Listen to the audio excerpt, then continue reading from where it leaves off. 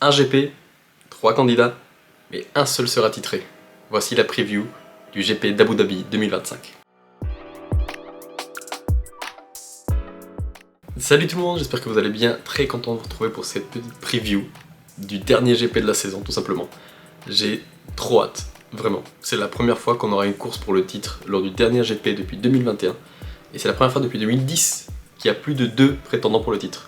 Là en l'occurrence ils sont 3, en 2010 ils étaient 4, mais dans tous les cas c'est trop bien. Est-ce qu'on aura une remontada historique de la part de Verstappen? Est-ce qu'on aura une confirmation de la part de Norris, ou est-ce qu'on aura une prise de pouvoir de la part de Piastri? C'est la question qu'on va se poser. On commence évidemment par les caractéristiques du circuit. Cette fois-ci on se retrouve à Yas Marina, aux Émirats Arabes Unis, pour le dernier GP de la saison. C'est encore un circuit de nuit, pour finir en beauté. Faut savoir que c'est un tracé qui a été modifié depuis 2021 pour justement donner un petit peu plus de spectacle, plus de zones de dépassement. Maintenant il fait 5,2 km, quasiment 5,3 et le dimanche on aura 58 tours. Ce tracé comporte 16 virages et en plus c'est des virages on va dire assez mixtes. Des virages lents, des virages rapides, des virages à moyenne vitesse, il y a un peu de tout. Il y a aussi 3 lignes droites, ce qui est beaucoup. La plus petite se trouve entre la ligne de départ et le premier virage, la plus longue entre le virage 5 et 6 et finalement une ligne droite un peu courbée entre les virages 8 et 9. Même entre le 7 et le 9, on va pas se mentir. Donc en gros, en 9 virages, 2 secteurs, il y a 3 lignes droites. Je sais pas ce qu'il faut de plus. En plus, c'est un circuit où les secteurs sont bien divisés. Le premier a des virages moyens et rapides. Le deuxième, c'est 2 énormes lignes droites et 2 virages lents, enfin une chicane. Et le troisième secteur est mixte, entre virages un peu de tout zip. On verra donc sûrement des écarts assez importants de performance au sein même des écuries, entre les différents secteurs. Par exemple, Ferrari aura un secteur 1 calamiteux, un secteur 2 probablement digne des meilleurs, et un secteur 3 compliqué. Le GP d'Abu Dhabi a été inauguré en 2009, et depuis, c'est quasiment à chaque fois le dernier GP de la saison. Non, c'est pas parce que c'est le meilleur circuit, c'est l'argent.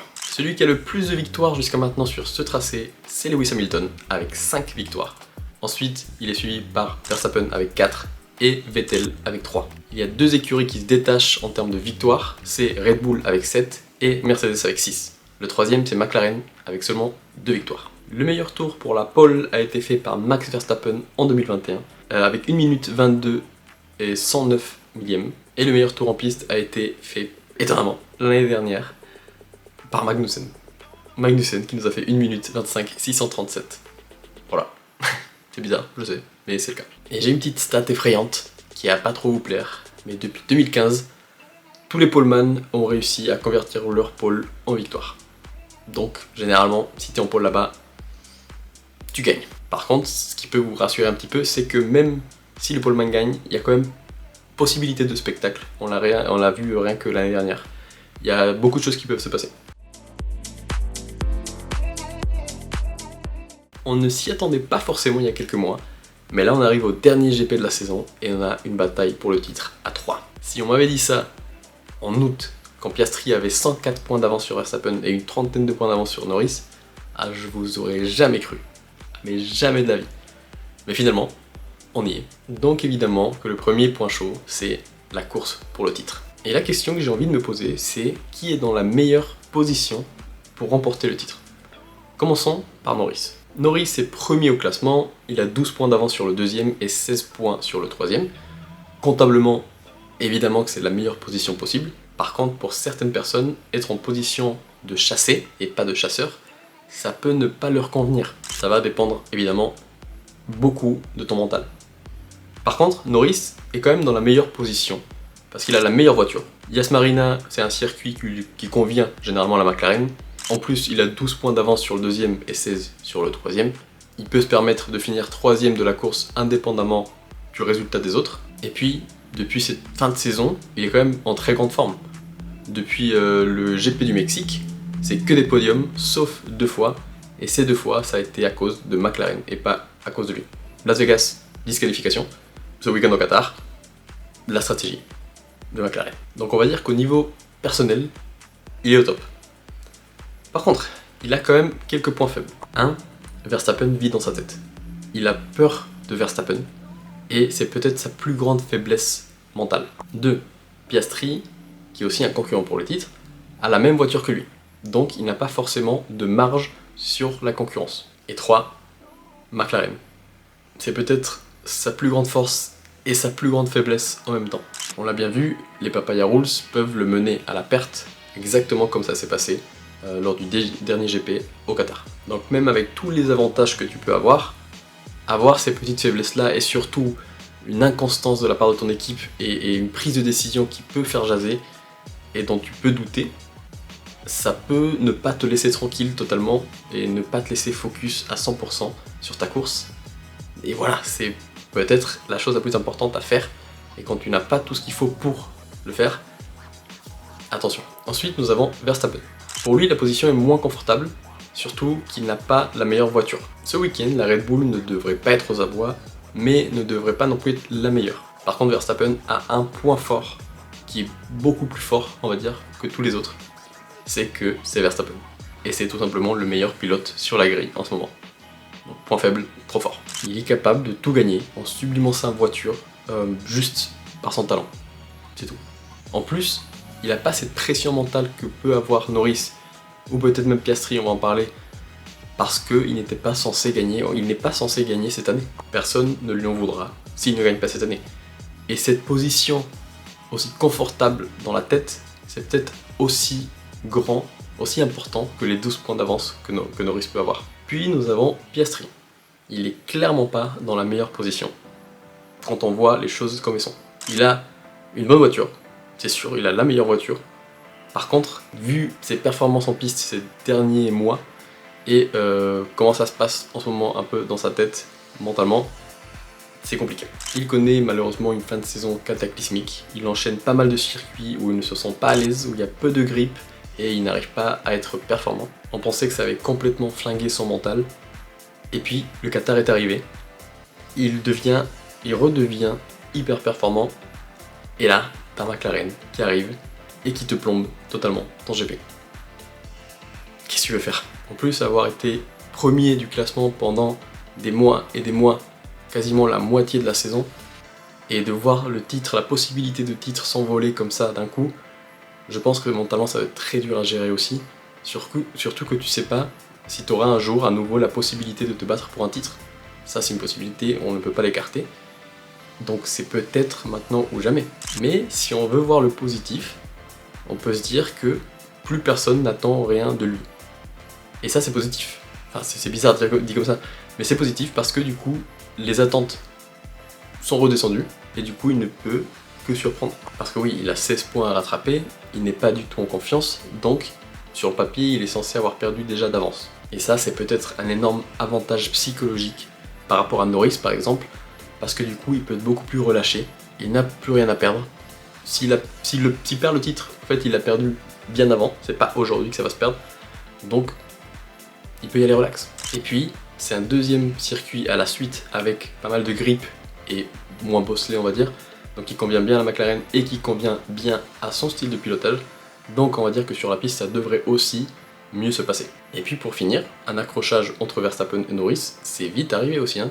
Au premier virage, on l'a vu l'année dernière, Piastri et Verstappen s'accrochent, rien nous dit que ça ne peut pas arriver cette année entre un gars du top 3. En conclusion, les trois ont des forces et des faiblesses, mais le plus important c'est que les trois ont vraiment des raisons d'y croire. Moi je vous l'ai dit à maintes et maintes reprises, je voulais voir une course au titre qui arrive jusqu'au dernier GP.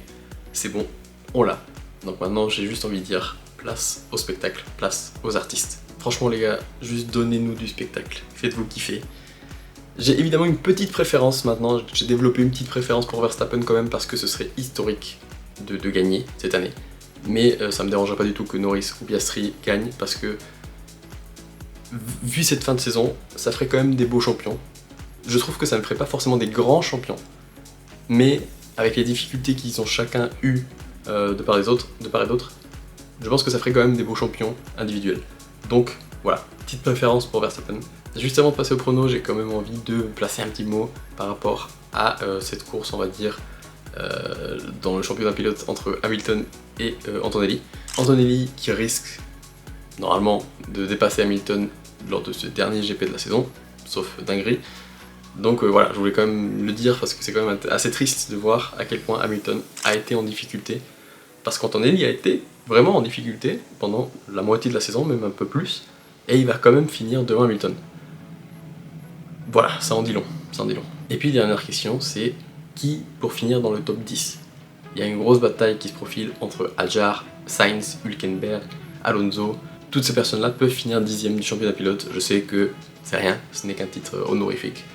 Mais quand même, c'est quand même un minimum important je pense pour ces pilotes-là, surtout qu'ils savent qu'ils ne jouent rien. Donc être présent dans ce top 10, ça peut être quand même assez symbolique. Bon, maintenant, place au dernier prono de la saison. Et pour ce dernier prono, je vais aller assez vite parce que la vidéo, je pense, va être déjà assez longue par rapport à d'habitude. Donc je vais y aller franco. Et la pole position pour moi, ce week-end, à Yas Marina, pour le dernier GP de la saison, sera prise par Verstappen. Pour moi, les écarts de performance qu'on a vu au Qatar devraient quand même se réduire un minimum à Yas Marina. La Red Bull sera normalement un peu plus performante. Ce n'est pas un week-end sprint, donc la Red Bull a aussi le temps de progresser le temps d'un week-end. C'est ce qui est fait généralement assez bien, alors que la McLaren généralement est assez forte depuis le début. Donc petit avantage pour Red Bull et Verstappen. Donc je crois que Verstappen peut avoir la pole et va avoir la pole. En troisième position lors du GP, le dimanche, moi je vois Lando Norris.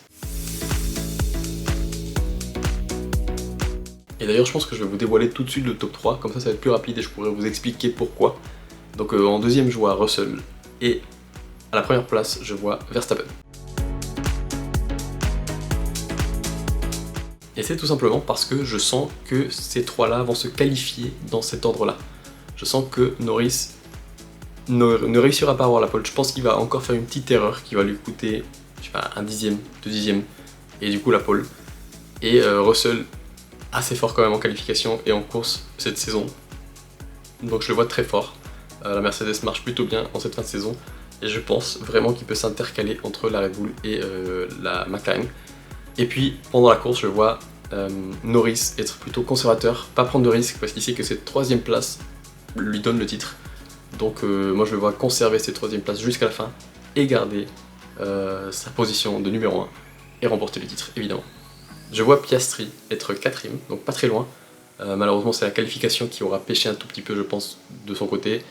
Il sera peut-être un petit peu moins motivé parce qu'il sait qu'il a beaucoup moins de chances de gagner que les autres. Donc peut-être que ça jouera sur le mental pour cette dernière course de la saison. Donc voilà, en résumé, moi je vois Lando Norris champion cette saison avec 2 points d'avance sur Verstappen. Ce qui serait fou parce que 2 points c'est rien. 2 points c'est potentiellement par exemple ceux qui ont été gagnés avec le dépassement sur Antonelli lors du GP du Qatar. Ça peut être aussi les 3 points lors du swap à Monza avec Piastri. Voilà, si ça se joue à 2 points, il y a beaucoup de moments dans cette saison qui peuvent expliquer ces 2 points. Donc voilà, ce serait quand même assez fou, assez drôle. Et je pense que ce serait comme ça, voilà. Après, j'ai jamais quasiment réussi mes pronos.